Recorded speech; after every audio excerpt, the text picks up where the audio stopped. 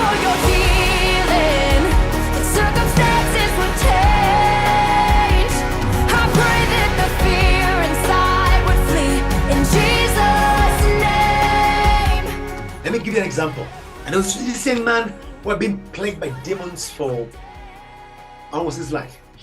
He was about 27 years old. The demons had come in him at the age of 3.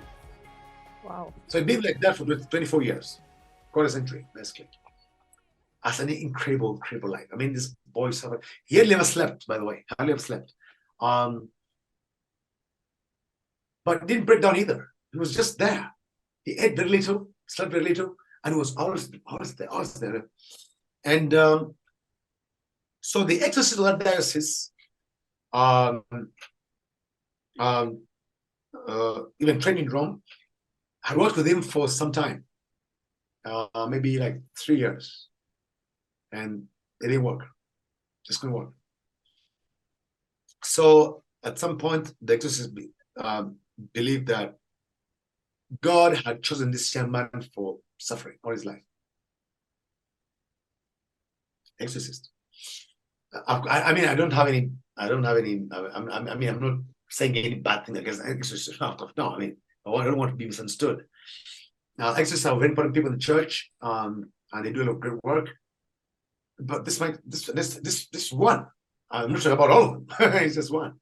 Also depends on how much experience he had with him. Anyway, but I want to show you. I'm not talking about this. I want to show you the power of family. Mm-hmm. When you talk the devil that is pursuing your family, it's a whole different thing. It's almost got no comparison here now. No comparison. And I don't have better strength than this one. That's why I'm telling all this. So I don't want to demean my brother priest exorcist. No, I don't have that intention. I don't have the intention at all to say, oh, I am better. No, please, I don't want to be misunderstood. I don't want to show, forget exorcists come to me. I don't want to, I mean, I don't want to do anything. I don't want to show that. I just want to show people what I'm talking about. That you know, that you get to know what you actually have. If you don't know yet, you know when you come to it, and how you can use it, and how powerful it is. Because it defied an exorcist for 3 years. Mm-hmm. It defied it. Come. Listen, that he gave us, say, you know what? I think this is God, this is not the devil. The exorcist got to the point of believing this was God, it was not the devil, because the spirits were not going anywhere. Now, he was praying with this young man maybe 3 or 4 times a week, and about 4, 5, 6 hours every time. Mm-hmm. So I spent with him a good 24, 30 hours every week for 3 years. And not one demon left. Wow. At some point, they'll just keep quiet, demons. And he will take all the exorcists have got big books of prayer that even we other priests don't have. I mean, these are ministry of all those priests. Not all priests are exorcists, and exorcists are only priests who are especially chosen by the bishop. So bishop knows what kind of priest it is. I mean, that's a whole area there. And the books they use, we other priests don't touch them, not even sin. You know, it's a whole thing out there. You know. Now I got to know this because one time an exorcist in my diocese asked me to replace him because they are good to so many prayers, so many sessions, long hours. And Father was going out. He had something emergency, so can I mean, you know this stuff. You come help me. So for that day, he gave me his role and he gave me those big books. That's how I got to say, wow, you guys pray these things, Father, all the time. I said, really? You know. Anyway, that time I prayed 6 hours. That guy too. You know. So after 3 years, this says, you know what? No, this one has been chosen by God to suffer for the good of our archdiocese. He's a victim soul. So he takes him up, picks him and takes him to the bishop of that archdiocese and presents him to him officially as the victim soul of the archdiocese. Mm-hmm. I mean, this sounds like a fairy tale. It's not. And so the archbishop blesses him, tells him, young man, be strong because God will bless you and make sure that all your suffering will do a lot of good for us. And from then on, he was prohibited to go to any charismatic function. He couldn't go. Because when he went, he would literally float. The spirits would lift him up and he'd fly like a bird all around the hall, like that. And people would be like that. I mean, he would cause such a chaos of the thing. People said, no, that shouldn't come anymore here. Mm-hmm. That had happened since I was a kid. Remember, the spirits came when 3 years old, and I was 27. So all those years, everybody knew him. So when this priest came from Rome after training, he said, now, I'm going to get those demons, the guy, I'm going to get him. I'm going to get first time. He couldn't. So a few years later, I show up in that diocese, and the people who organized it, they knew, of course, everybody knew this boy. Everybody cared about healing. Everybody knew about it. Same night. Everyone was so sorry there was something there, but now recently had been proclaimed almost, not official, but almost. He was the victim of the archdiocese. So people just, Accepted. God chose him to suffer for us, Everybody believed this stuff. And so when I'm about to arrive for that place, again,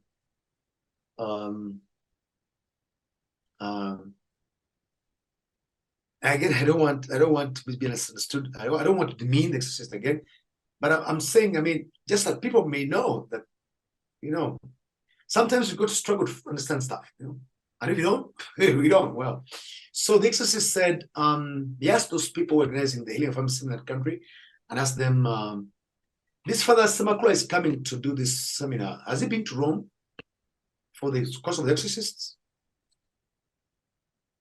They told him, Father, we don't know, but we don't think so. When did he go? Because we know he told us about all his life.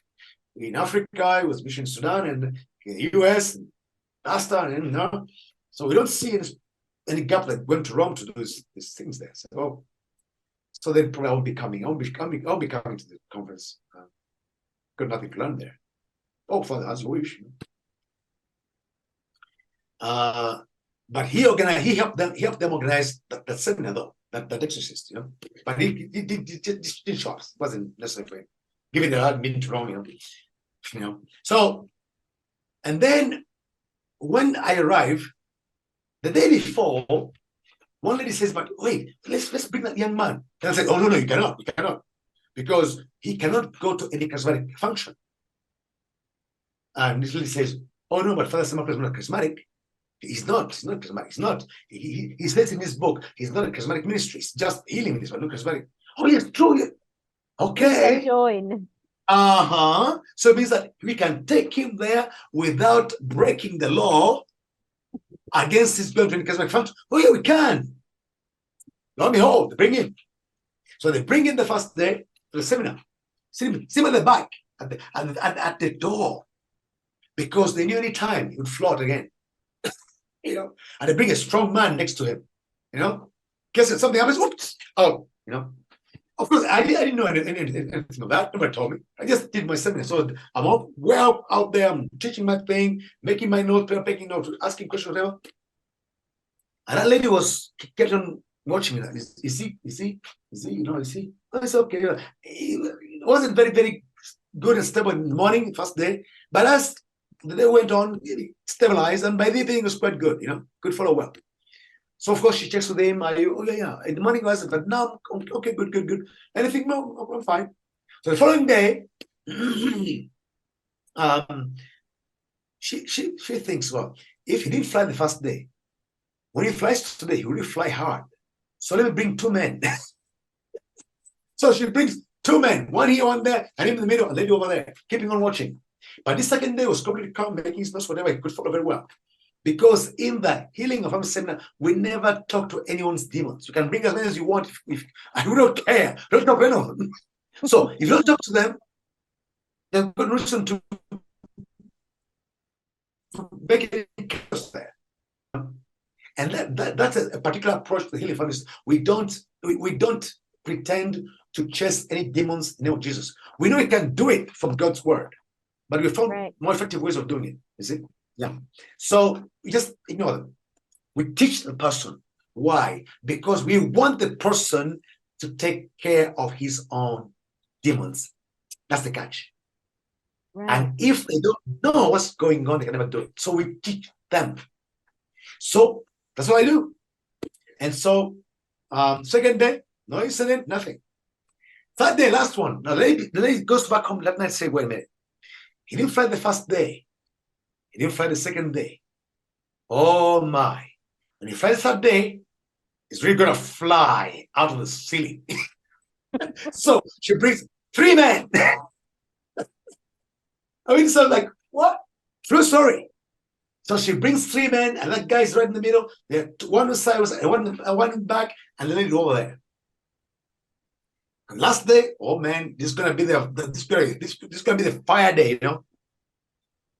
He said there was no fire. No, never been. Don't make any fires in there. Teach your seminar, prepare your 4 sheets, a sheet according to each of the exercise points, just talking about now. And then we got the parachute, the prayer at the end of the book. And we went through all that the whole day. And we did the parachute, and we were done. And lady kept watching her friend, and it was cool. And the 3 men who came to no job, you know. And so it ends. They go home. Now the young man goes home around 8:39 in the evening. He slumps to the sofa. Yes, sleeps off. He was someone who didn't remember sleeping an hour in his life. Constant, continuous now. Didn't remember that. Since the age of 3. He slumps into that sofa until like 9 in the morning, 8 in the morning, following morning. Didn't eat, whatever, just that long sleep. Wakes up in the morning by 8, and his mind is so clear. He's so cool. He's so attentive. He's so fresh. He didn't remember that feeling ever at all his life. Wow. So he had that feeling for 3, but since 3, he didn't have that. So he didn't remember. He had no memory. So he gets hold of his phone and says, wait a minute, let me call this lady here, the one who took him there. And he calls and says, wait a minute, do you guys, when you wake up in the morning, feel as fresh and sound and cool like I'm feeling now? Or is it just me? So she says, hey, what's happened? I don't remember ever feeling like this. Are you okay? No, I'm very okay. So she gets, oh, maybe he's healed. But wait, don't move. I'm coming to pick you. Now, at that time, I'm over the other side of the city. I'm preparing my bags. I'm leaving for the airport, you know, because once I'm done, I'm gone. I don't stay around and pray for people, you know. And you know what? At the beginning, this is very funny. At the very beginning, like the first year I did this, I would do a seminar today. And the following day, I would stay around praying for people, because now I know they can receive, because now they're free of it. So God can ask anything and people can get it. And guess what? People got lots of wonderful things because we asked, and because now we could receive them. Amen. But in the end, I stopped that. Why? Because I discovered I was destroying my own ministry. You remember, I was out there to show people you can do this on your own. Yes. But when they got all this much healing, they go back up and say, you know what, Father touched me when after the seminar. So they forget all they did in the seminar. Say, oh, Father, this is how because Father touched me. I said, okay, that's it. I won't touch anybody anymore. Yeah. But I also was doing it out of enthusiasm, because I knew now that these things begin to clear, they can receive what they're not receiving before. And they're also receiving it, you know. But then I discovered that I don't have to pray for it myself. They can also pray for it, just the same, and receive it anyway. You know? So I stopped doing that.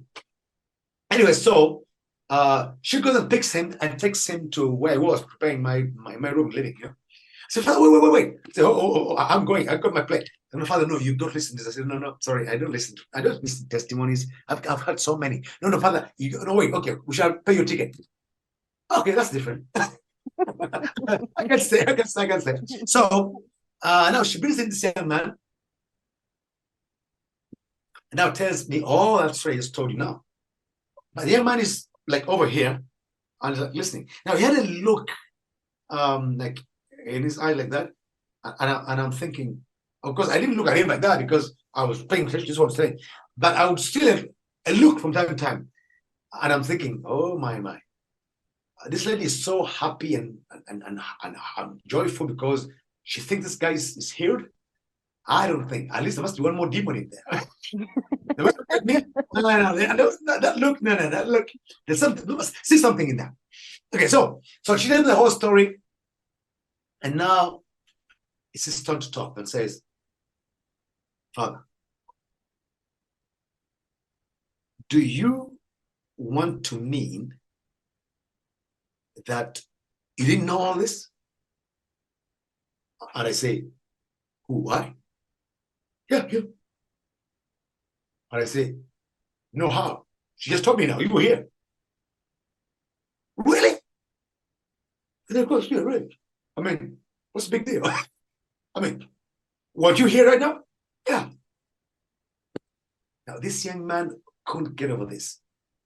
The fact that all this happened, even without my knowledge about all this whole story is, just blew him away. This amazed him even more than his own healing. Remember, he's someone who had the attention of the exorcists for 3 years, Right. for 5 hours a week, every week for 3 years, and not one demon left. So of course, imagine that. Of course, for demons to go, I must have fasted, and I don't know. I put out my teeth and put them back again. I don't know what I did, to punish myself for his freedom. And yet he's seeming to understand that I didn't even know it was there. And he said, "You did not know?" I didn't. So I said he's so like confused. I'm like amazed, confused. And I asked him, "Are you the president of this country?" "Who, I?" "Yeah." Did you say president?" I said, "Yeah, president." "Of course not." I said, "That's why I didn't know when you came there home." The president, of course, the president gets announced. The president, of course, I know the president was there. But I mean, you know the president, how do you expect to know who you, I mean, I had that for some people here. He's just a soul in there. I mean, he couldn't fathom it. And so he says, "Father, each time I saw you look in my direction, I knew you're praying for me." I said, "Where were you?"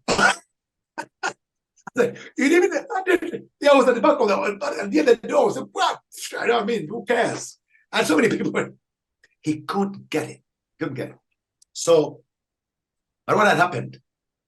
These demons that had lived in this boy for 24 years, that had made it very clear the exorcist of the archdiocese that they're not going away for any reason. The extent that the exorcist got convinced, a trained exorcist got convinced that these demons were not just devil's demons, they were God's demons. God put them there for the good of the whole archdiocese. Because this boy is going to suffer until his death. Because God has so willed that his suffering will bring good to archdiocese. Even God secured the blessing of the archbishop for this. And in one night, they're all gone. All gone. Not one cry, not one shriek, not one, no, nothing, not a voice, not a sound, not in that hall, not in his home, not one sound. Nonetheless, they all quit. That, Vianney, is the power of the prayer that is said into the family spiritual fabric.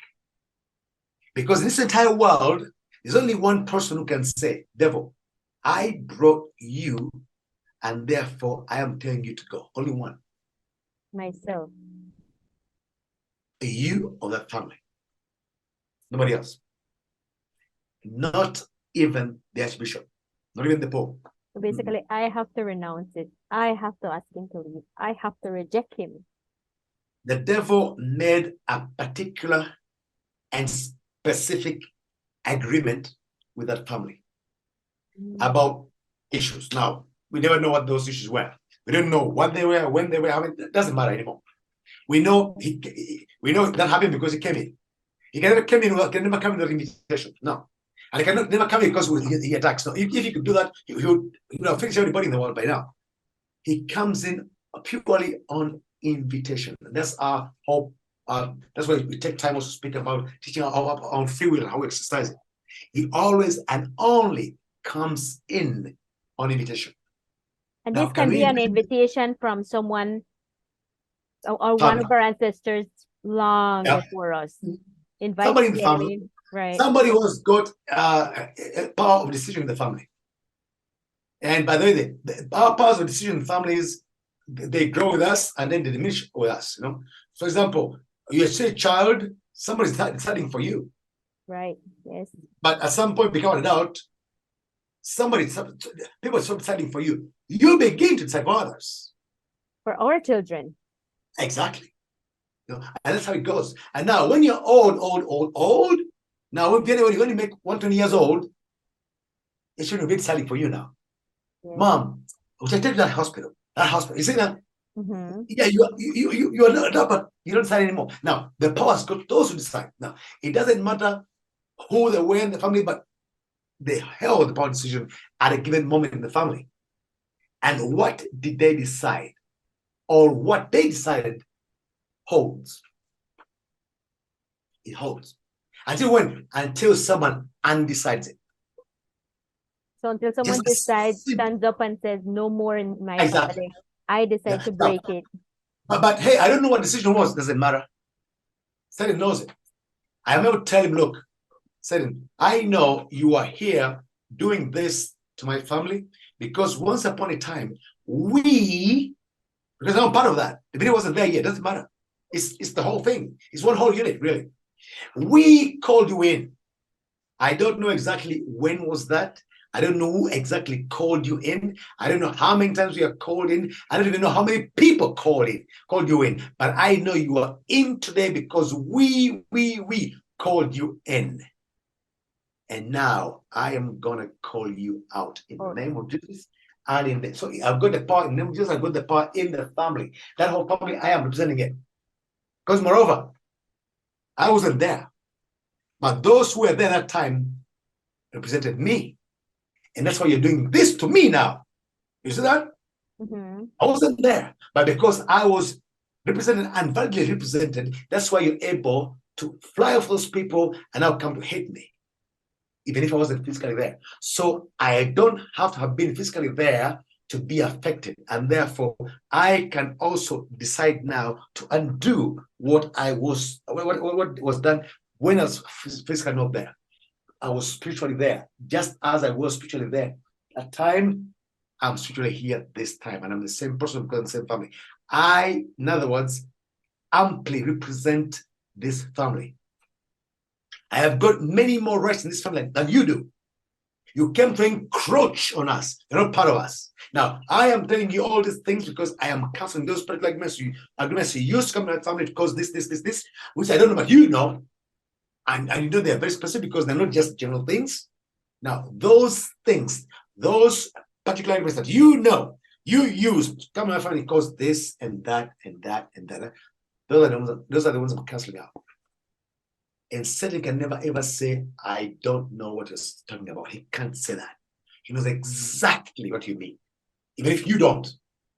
But how are you able to say that? Because you know the system. We teach you how the systems work. So you know you're able to specifically point at things, even if you don't know what they are. But he knows them. And he can't say, I don't know them. And so I tell him, that you know, that's what I'm canceling out. Amen. Those demons left in one night, not one sound, and they're gone for good. Because that young man did exactly that at the seminar. That's how powerful you are in praying for family systems. Is praying from within the family system. Because as long as anybody else out of the family comes and says, look, devil, you leave this family. Devil will say, wait a minute. Well, yeah, I know, but so what? No, but I'm the priest. So, hey, Wait, priest, wait. When I came this family, they call a priest? That's true. I say, no. So what should they call him now? It's so simple. So simple. It's so terribly simple that people even miss it. The priest wasn't called. I mean, the priest, yeah, I know the priest is got power in the church, but the priest doesn't have power in this family. The priest was not consulted. So what brings the priest? Hello, what do you want here? These are my friends. You are the alien here. And it's true. Because they brought him in long before they brought me in. So, you know, and he says, I'm not going. That's how those demons could defy all those prayers for all those years. I belong here. You don't. What? They called me first. So until you bring the ones who called in there to tell him, okay, now we ain't calling you. That's the only voice he can listen to. Can you imagine? Because he knows who they are. That's the only one that's got authority. Oh, wait. But in the gospel he did. Yeah. He did. Do it again. Oh, yeah. You send him out, and then he comes back in. He comes back again. Now, it's been a very constant experience that people go to a lot of different kinds of healing prayers that are available. Why not? Not a big problem. But they get healed and then they get sick again. After a while. Why? For that very reason. But it's one more that people don't even know about. But just as often as they see healing. The person here gets healed because someone has prayed for him or her. And the devil says, I've got rights over this family in this area. But you have come with your just power, just name, whatever, and you send me out. Okay, I'll go out of this person, not the family. So it stays in the family. So it goes to another person in the family, in the same family that you don't know about, that lives very far away from there, doesn't even come to church because he doesn't want to be taken to church again, and they say settles in peace. And we're here singing hallelujah and praising God because it has been freed, and we've got no clue about what is doing at the other end of the family in the other district. Because as long as his rights are there, and there's no reason for him to go. He cannot. Of course, he preys on us. He survives on our suffering and our pain. I expect him to go that cheap? Of course not. So he'll make you think he's gone. So you stop pursuing him and look for where else he's gone. And he goes to the same family, but somewhere else. Now, the Lord took devils out. He didn't ask this family, whatever. Didn't ask for. It was the Lord, but we are not the Lord. You know, the Lord did these things to show us we can do them, and that's why we're doing them. I mean, that's why we got the courage. Others never have had the courage to do them. You know, he even says they will do more than me. You could, because he did something.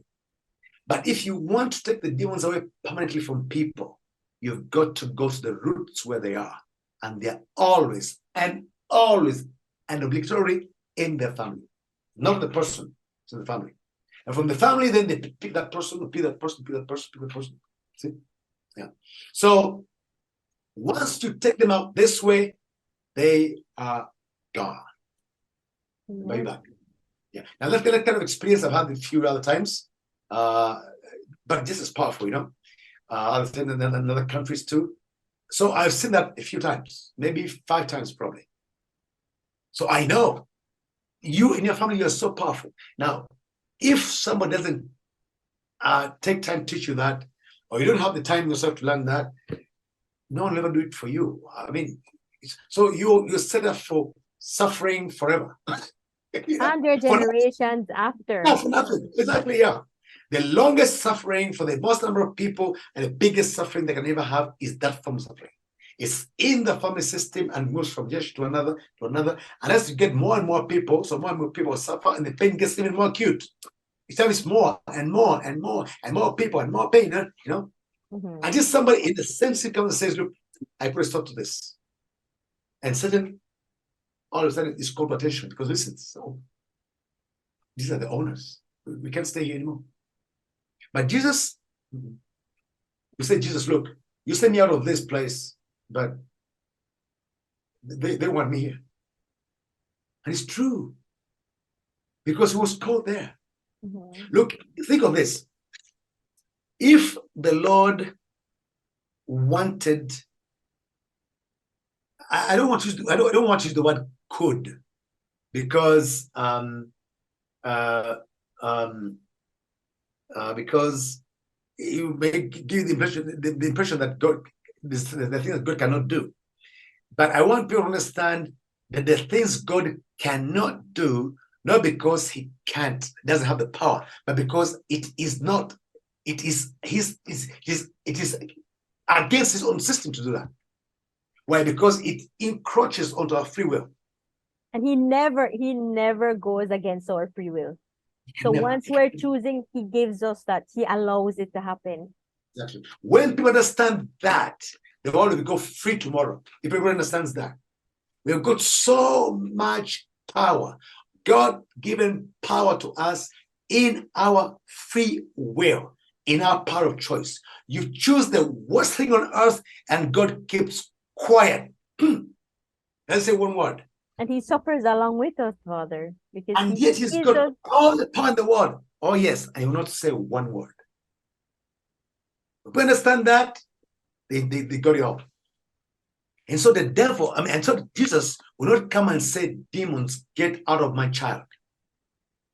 He will not do that. Because we chose him. As God, has he got power to do it? Yes. And most probably that's what he did in the gospel. To show us, I'm going to give you that power too, because imagine how would he tell us you drive away evil spirits in my name if he never showed you anywhere? He had to give us some example. But if the Lord had lived with us for another 50 years, he would have taught us this stuff. That's for sure. So demons go, but where else they go in the family, we don't know. But they left to just look, you can do this. And because he told us that, that's how we even healing families will come and teach people, you have got the power to dismiss demons. Especially when they're family demons, of course you can do that. Now, if you're not your family demons, you can do that. You can do that. You can do it as well. If you've got gifts of healing, whatever. But as we normally show people, when you pray the prayer of intercession that heals people, including even sometimes deliverance, whatever, 3 years later, you have cured permanently 1%. 90% get sick again. 90% gets 3 years time. So even when you got the gifts of healing, they get very, very limited. Why? Because the root cause of that problem is a familial spiritual cause. And until somebody goes to that family spiritual fabric to pull out that root, that thing will keep on being fed. When there's a lot of prayer, it just backs down. And maybe just quite a couple of years. Third year comes up again. Depending on how much prayer it was, how much gifts the person was, how many gifts of healing they had. Yeah. Now, out of 10 who get healed, 90 get sick again. They only heal only one person. And I'm talking about the higher gifts of healing, not the middle one, higher ones. So that's a very, very common experience. If everybody in healing is, everybody knows that. And why is that? Because we don't go the root. Now, when I take the family healing route, I get 90% healing. The very opposite of the other one. It may not be in 90%, it may be in 3 years too. But in the first year alone, 50% comes up. So 50% of everybody who's got the Healing Family Seminar, in 6 months' time, they've seen something incredible that has happened in their family. 50%. And when they keep on doing the prayer, but then of course, because they do the prayer, and then they come to the seminar and then give them prayers that they keep on doing the parentage at the end of the book. So it's that prayer that they do that does the thing. It's not the seminar. No, there's no magic. But I used to say, I don't do magic here. No, there's no magic here. It's all I show you, and I teach you, you understand, and then you are going to do it at your home. Because that's where the problems are actually, but they're in your home, So they go do the prayers in the home, and in 6 months, 50% of everybody who came to the seminar, I don't mind how many they came, 10,000, 5,000 have seen something in their home. in fact 6 months time. By the end of the year, if they keep saying these prayers, it comes to 80%. 80% of everybody who came to the seminar in 1 year's time, they have seen something extraordinary has happened in their own lives or life of their family members. That's 80%. amazing, Father. You can't get that anywhere. We never got this anywhere in any family healing ministry. I mean, in any healing ministry, never. So Father, what are the components of this prayer? That just the basic components. We're not going to go in detail with the prayer, but what are the basic components? The basic components of this prayer is basically we first of all we open by a prayer of repentance, of course. Now at that point, the person is presenting their family system. We use the famous prayer of the prophet Daniel, chapter 9, who, in fact, Daniel does not only pray representing his family to God, he represents his entire nation. Yes. So he can also do that. In fact, a lot of people now in the world who understood this prayer very well have composed a paraliturgy for their country, not family anymore. So they keep on doing the family and they do the country. Family and country, you know? Because what's a country? It's just a big family. That's it. It's true. Big family. So it's just wonderful. So people are using this for country, for religious orders also, because it's a kind of religious family too, for a town, for a city, a district, you know, all this is possible because all these are collections of, it's not no longer a blood family, but the idea is this, that once you begin to have a group of people who live together and begin to have a history together, you have got exactly the same mechanisms of a blood family that get installed in that place. Just the same mechanism, just I mean, just to show that God shows us how we made, you know. So you begin to have good things that happen in that area, in that place, repeatedly. And also begin to have bad things that happen in that place repeatedly too. There's a kind of spiritual, physical, cloudy, hazy tradition that gets established in that area. And those things keep on. So now, why? But because you have got a group of people that have been journeying together, have got a history together, then it becomes like a large family. So you can also heal that family. Even if it's not a it's a bit weaker though, so like the blood family, but it's extremely effective. You've seen a lot of good things happening out of this. So it begins by presenting your family to God, using the prayer of the prophet Daniel, asking for forgiveness on behalf of, now of course very well, and then we go to praise and worship of God. We use the Deum, a very traditional, long tradition, holding Latin hymn, and then but it put it in English, of course, in the book, in the languages, to translate into languages, and then Word of God, the Gospel, and of course we famously read that Gospel of Jesus when he goes to preach in the synagogue for the first time in Capernaum, where he grew up, and says, "This freedom that God has promised the world is beginning today because I am here." People say, "Really? But you're not the son of this man over here." Don't worry. I began now, you know? Yeah. Of course, you know the rest of the story. Yeah, so, but the point that we show there is, the reason why I show this gospel for paraliturgy is, Jesus says, I'm come to proclaim. I have come to let the I've come to set the captives free.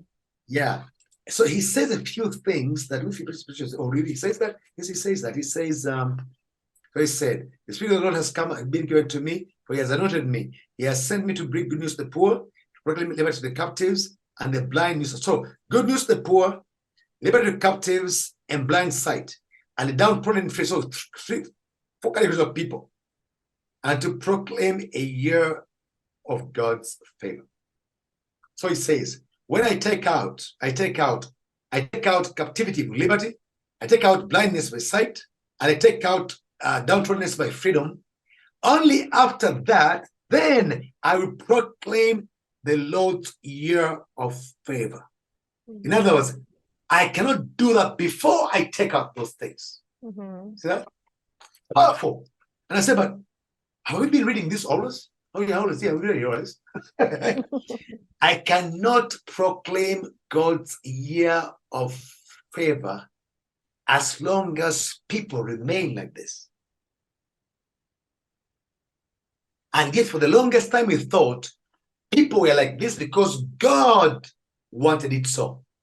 God's will. Can you imagine? Yes, Father. And yet Jesus says, no, these things and God don't match. They can't come together. So I take them out and then I proclaim. Yeah. Now, once they're out, then I proclaim God's time. I can't proclaim God's time when these things are there because those things are anti-God's time. And yet you've kept those things and identified them with God's time. And we called them the cross. See? Yes. And as long as we call these things the cross, we can never heal. And because God wants this. Okay. You know, Satan has got a free ride. Nobody's going to contend against him. Nobody's going to fight against him because it's God. So he ended up calling the devil God. And how do you have the proof? The proof is this, that when we change the prayer, all those things go away. So wait a minute. Did Jesus ever say, carry your cross and one day to go away? Do you remember that anywhere? Yes. No. So if it goes away, you've got the proof right there. It cannot be the cross because the Lord never said the cross will ever go away. No. The cross doesn't go. When the cross goes away, you go to hell. You lose heaven. So you must look for the cross in something that can never go away. And if the thing you think is the cross, there is even a remote possibility that you go away, then that automatically disqualifies it to be the cross because the cross does not and cannot go away. If it does, you go to hell. The Lord tells you, you're going to carry that by day. Every day, he says daily. Mm-hmm. So if you believe sickness is your cross, that means if you're a Christian, you must be sick every day. Hello? I mean, yeah. So this is part of our interesting story of the healing of families journey. But there are things that I said simply here, but I struggled a lot with them. But the moment I walked through them, God's healing comes through like that. Never stops flowing. 15 years now, it doesn't stop anywhere in the world. So, Just Father, like so since we've gone over the hour, but I will see how we can cut it. Yeah. So could just let us end it off for audience, maybe inviting them to a seminar. So I will just close off. I'll refer them to the book and to the website. And then actually, we have got a seminar that Angela is going to do and Martha. Oh yes, I saw it. Exactly. Yes. Father, well, thank you so much for joining us and explaining to us a lot more of the healing of families. Once again, viewers, you can purchase this book, The Healing of Families. You can find it on Father's website, thehealingforfamilies.com. There's also a seminar that will be happening in July, mid-July, that can also be found in the thehealingforfamilies.com website. Oh yes, it's the same website, yeah. Mm-hmm. Right. So you can find all the seminars, you can find all the information there if you're interested to learn more and learn how to pray effectively for your family. Father, any last words, Father, for our audience? Yo, sure, yes. I mean, what shall we say at this point? After all we've said, I think probably I would. It took me a lot of struggles to get to understand these things really. And when I look back at my journey that has brought so much relief to so many families around the world today, the Healing of Families Ministry is in about 80 countries in the world. I've been to about 40 of them. So for every country, you can count another country that has gotten this ministry through the books, the media, and all those things, you know. But when I look back at the struggles I have to go through, also I've had opposition, by the way. It hasn't always been right, you know. People today are happy to know these things, but it wasn't always the red carpet everywhere I went. No, I've had to go through struggles sometimes. People always say, "But this is heresy" and stuff like that. People may have even seen stuff on the online, on the internet. But all these things have since fallen away because the experience speaks for itself. I didn't even have to do really. I didn't get into any polemics. I tried to get out of that because I felt, well, if one needs it, they'll find it. If they don't need it, they don't need it. Somebody else needs it, So I didn't get into all this polemics or whatever. I just said, well, God, you gave this for a purpose, and those who want it, for whom you gave it to, they'll find it. So it was simple as that. So we had also that part of history to go through. But now, thank God, for lots of people, it's just obvious. After God has healed you, then you can't say He didn't heal me. You can't say He didn't heal me. When God has healed your family, sometimes funny rides. Sometimes I've had people who have been like big opposers, and then their family members got healed with this, and then they say, "Oops, are you sure?" And then they stop talking. I'm like, hey, he has come so that close, and then you're saying it didn't happen. But then did you see? Just like close. A lot of interesting things like that. Anyway, but yeah. So that's been totally right. But when I look back from all that time to today, that's why I want to say this now. I think I prayed for the grace of humility, and God accepted to give it to me. Now, of course, that doesn't mean that, oh, Brother Ssemakula is wholly humble. No, I got no pretend. I don't have any. I don't have any. I don't have any of those. You remember my black book experience? Remember the black book experience? That did it for me. Before the black book experience, I could get puffed off. I could get puffed up. But since the black book experience, and I burned it, that was it. That was it for me. That was it. So I have no more problems like that. So I don't pride myself as being humble. I don't think that's a real point. That's a real point. I don't need to show up to anybody. But I have seen it so clear at some point in my life that single most important virtue that helped me through.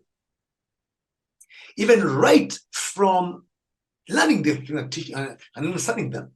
Because remember, all my but I was 10 years in the seminary. Nobody taught me this stuff. But where is this coming? No, this is not. I didn't. But this man is here. Joe is okay now. Yeah, but what's that? So as somebody said, okay, God, if you're doing something, let me see it. Just let me not miss it. So basically, that was my prayer. If you're doing something, let me not miss it. Because at some point, I had so many questions and I had no answers. And I'm thinking, so that prayer, God, if you're doing something, let me not miss it. There's one word that summarizes that prayer. Humility. Let God teach you. Because you don't know. And when you allow God to teach you, then you learn a lot of things. And many other people learn from you too, because remember, if I refuse that lesson, all this goodness and all this blessing and all this healing and all this progress in faith, I know families that were stuck. They couldn't even go pray. They couldn't pray at home. Nothing, right? Because God thinks it's all boring. Come on, get out. Come on, give us a good movie. I know families that I got scores like that, and they're completely transformed. They've got space for God now. Now, all these people wouldn't have even grown in faith if I refused God to take me. But how they get this? Through the family healing ministry, that the bondages that we, of course, all encompass in their families got pulled out, and this cloud gets out of their eyes, and they begin to see, and they say, really? Is this where we have been all the time? So all that goodness has been ushered into so many families in the world, just because I asked God to not miss if He's teaching you something. And the simplest word to translate that is humility. So, find out what I'm giving to people. Listen to this. Look for God in humility. You'll be very safe. Because even when you miss something for just missing or ignorance, and because you're humble, God will get back around to you. The thing that God can work with is, I know it. That's it. Once you know it, that's where it ends, right there, and end of story. You see? And of course, that's when we begin to fall out. And then, of course, the evil one comes up big time. And then we've got all this pain and suffering free of charge, So really, be humble, ask for the value of community, and let God teach you. You always be happy and you always win. Amen. Thank you, Father. Yep. And I just want to mention that in one of Father's seminar, he said, it's just a prayer. It doesn't hurt to say the prayer. So try it. Try it. If you're in doubt, just give it a try and see if there's any changes in your family. It's just a prayer. Right, Father? We'll show you. Then you say, okay, now I've seen it myself. Yes. And then they say, like they said, that woman there in the well, people said, we now believe in this man, not because you told us, but because we've seen him ourselves. Yes. So thank you, Father, for joining me and for explaining in such depth the healing of families. And I encourage all the viewers to send in your comments. If you need more information, you can always find it at Father's website, and you can always look for his book. Thank you, Father. And Yeah, have to be there. Yep. how do I end this? And if you have any testimonies of your own, please send it in to Guadalupe Media, and we look forward to sharing your story with That's very good. Yeah, sure. Yeah. Actually, we even got some on the website as well. There's a place for testimonies there. Yes, so you can always share your testimonies too.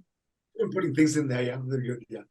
Well, thank you very much, Jenny, for this invitation. I've been of course, a blessing for me to share this with so many people in Belize, the well-beloved Belize that I went to once, and I loved so much.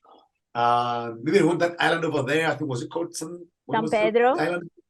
San Pedro. Wow, they can be countries as beautiful as this. Oh, wonderful, wonderful. I got very good memories of Belize.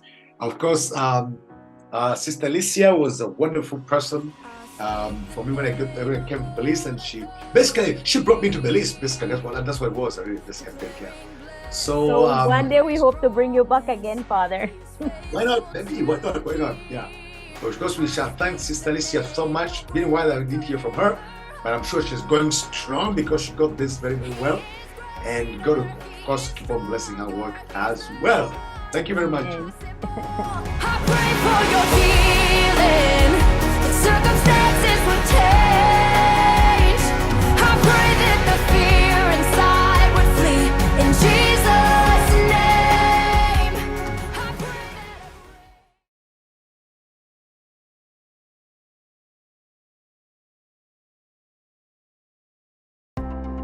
Every project has to start somewhere, and Brothers Habet's got you covered.